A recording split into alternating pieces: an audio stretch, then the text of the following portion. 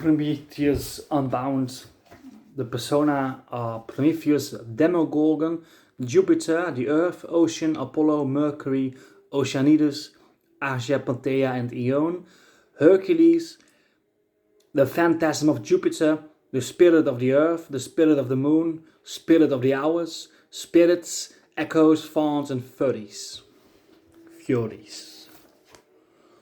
Act 1. Scene: a ravine of icy rocks in the Indian Caucasus. Prometheus is discovered bound to the precipice. Panthea and Ione are seated at his feet. Time is night. During the scene, morning slowly breaks.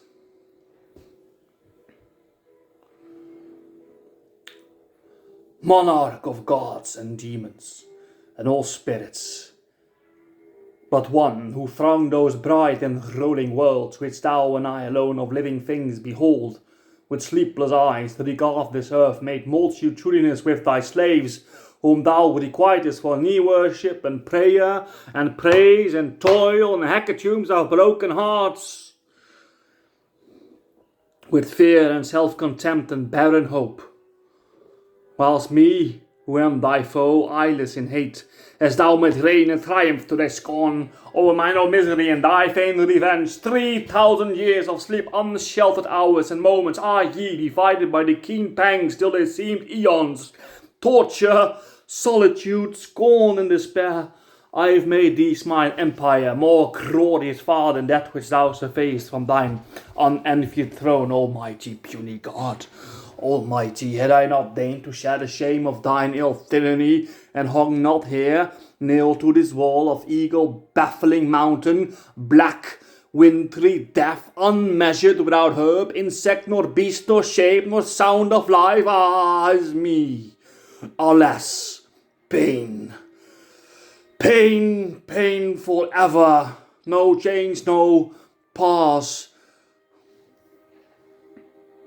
no hope, yet I endure. I ask the earth, have not the mountains felt? I ask yon heaven, the all-beholding sun, has it not seen? The sea and storm or calm, heaven's ever-changing shadows spread below? Have its deaf waves not heard my agony? Ah me, alas, pain, pain forever. The crawling glaciers pierce me with the spears of their moon-freezing crystals. The bright chain eat with their burning cold into my bones. Heaven's winged hound, polluting from thy lips his beak in poison, not his own, tears up my heart. And shapeless sights come wandering by. Ghastly people of realm of dream, mocking me. And the earthquake fiends are charged to wrench the rivets from my quivering wounds, when the rocks split and close again behind, while from their loud abysses howling throng the genii of the storm, urging the rage of whirlwind to afflict me with keen hail. And yet, to me, welcome is the day and night, whether one breaks the whole thrust of the morn, or starry dim and slow the other climbs. The leaden-coloured east, for them they lead the wingless crawling hours. One among whom, as some dark priest hails, the reluctant victim shall drag thee, cruel king, to kiss the blood from these pale feet which then might trample thee. If they disdain not such a prostrate slave, disdain? Ah, no, I pity thee. What ruin will haunt thee undefended through wide heaven? How will thy soul, cloven to its depth with terror, gape like a hell within? I speak in grief, not exultation, for I hate no more. As then misery made me wise, the curse once breath on thee I would recall. Ye mountains, whose many-voiced echoes through the mist of cataracts flung the thunder of that spell. Ye icy springs, stagnant with winkering frosts which vibrated to hear me and then crept shuddering through India, thou serenest air, through which the sun walks burning without beams. And yea, the tailor swift whirlwinds, who in poised wings hung mute and moveless o'er yon hushed abyss, as thunder louder than your own made rock the orbed world. If then my words had power, though I am changed so that our evil wish is dead within, although no memory be of what is hate, let them not lose it now. What was that curse? For ye all heard me speak. Thrice 300,000 years over the earthquake couch we stood. Oft as man convulsed with fears, we trembled in our multitude. Thunderbolts had parched our water, we had been stained with bitter blood, and had run mute mid shrieks of slaughter through a city in a solitude. I have clothed since earth uprose, it wasted in colours not their own, and oft had my serene repose been cloven by many a rendering groan. We have solved beneath these mountains unresting ages, nor had thunder, nor yon volcanoes, flaming fountains, nor any power above or under ever made us mute with wonder, but never bowed our snowy crest as the voice of thine ill unrest.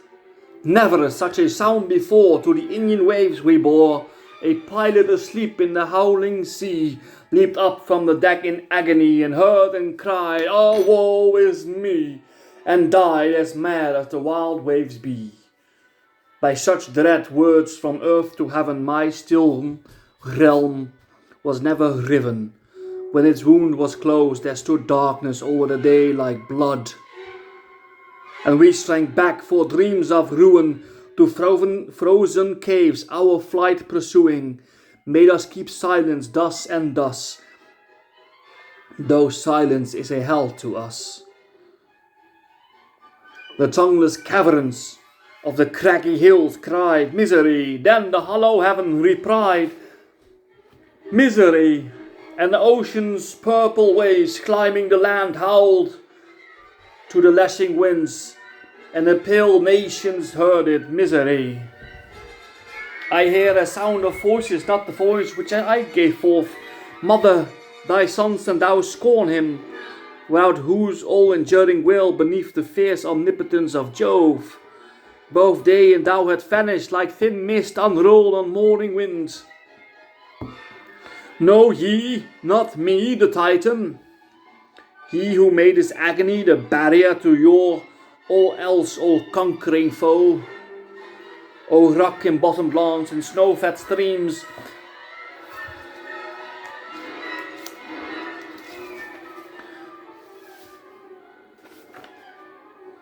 now seen offward through vapours deep below, through whose overshadowing woods I wandered once, with Asia drinking life from her loved eyes.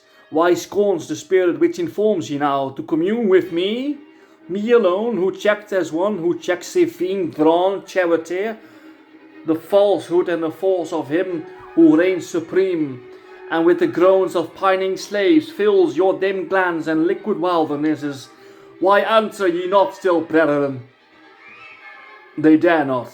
Who dares? For I would hear that curse again. Ha!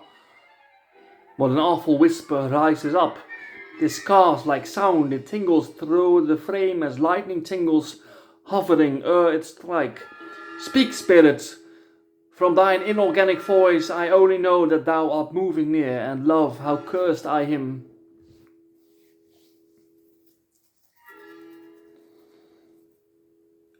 How canst thou hear who knowest not the language, who knowest not the language of the dead? Thou art a living spirit, speak as they. I dare not speak like life, lest heaven's fell king should hear, and link me to some wheel of pain, more torturing than the one whereon I roll. Subtle thou art and good, and though the gods hear not this voice, yet thou art more than God, being wise and kind, earnestly hearkening now.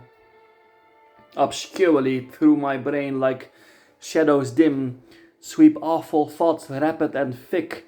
I feel faint like one mingled in entwining love, yet 'tis not pleasure. No, thou canst not hear. Thou art immortal, and this tongue is known only to those who die. And what art thou, O melancholy voice?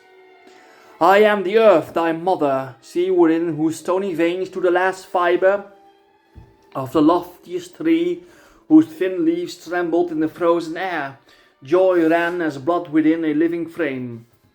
When thou didst from her bosom like a cloud of glory arise a spirit of keen joy, and at thy voice her pining sons uplifted their prostrate brows from the polluting dust, and our almighty tyrant with fierce dread grew pale until his thunder chained thee here.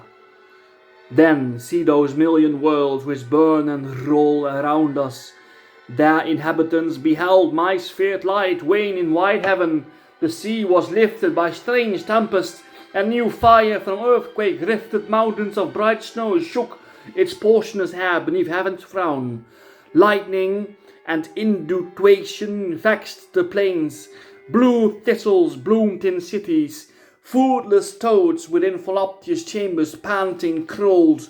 When plague had fallen on man and beast and worm, and famine and black blight on herb and tree, and in the corn and vines and meadow grass there teemed ineradicable poisonous weeds, draining their growth, for my warm breast was dry with grief, and the thin air my breath was stained with the coctation of a mother's hate.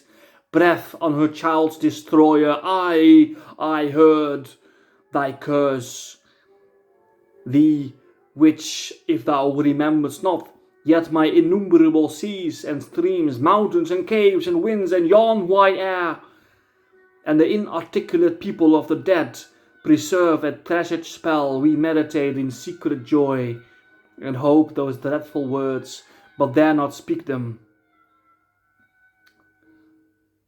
Venerable Mother, all else who lived and suffered take from thee some comfort, flowers and fruits and happy sounds. And love, though fleeting, these may not be mine, but mine own words. I pray, deny me not. They shall be told, Babylon was dust. The Megazoroaster, my dead child, met his own image walking in the garden. That apparition, soul of man, he saw. For know there are two worlds of life and death. One, that which thou beholdest, but the other is underneath the grave, where do inhabit the shadows of all forms that think and live, till death unite them, and they part no more. Dreams and the light images of man, and all that faith creates or love desires, terrible, strange, sublime, and beauteous shapes. And there thou art, and dost hang a withering shade, mid whirlwind peopled mountains. All the gods are there, and all the powers of nameless worlds, far sceptred phantoms, heroes, man and beast and demogorgon, a tremendous gloom, and he the supreme tyrant on his throne of burning gold. Son, one of these shall utter the curse which all remember. Call at will thine own ghost, or the ghost of Jupiter, Hades or Typhoon, or what mighty gods from all prolific evil, since they ruin have sprung and trampled on my prostrate sons. Ask and they must reply, so the revenge of the Supreme may sweep through the vacant shades as rainy wind through the abandoned gate of a fallen palace.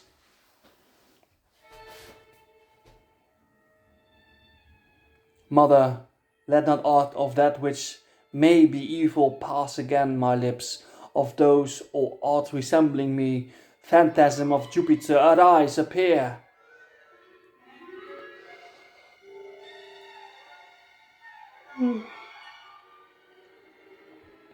My wings are folded over mine ears, my wings are crossed over mine eyes, yet through their silver shade appears, and through their lulling plumes arise a shape, a throng of sounds. May it be no ill to thee, O thou of many wounds, near whom, for our sweet sister's sake, ever thus we watch and wake. The sound is of whirlwind underground, earthquake and fire and mountains cloven. The shape is awful, like the sound clove in dark purple star inwoven. A scepter of pale gold. To stay steps proud over the slow cloud his faint hands doth hold.